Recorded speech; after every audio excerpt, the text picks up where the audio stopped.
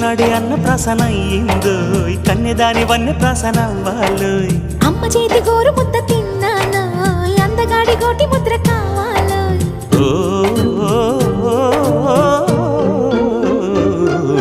కాస్త నన్ను నువ్వు నిన్ను నేను కోరుకుంటే కోరుకున్న చోట నువ్వు నేను చేరుకుంటే చేరుకున్న చోట ఉన్న దీపం మారుతుంటే ఆరుతున్న వేళ కన్నెకాలు జారుతుంటే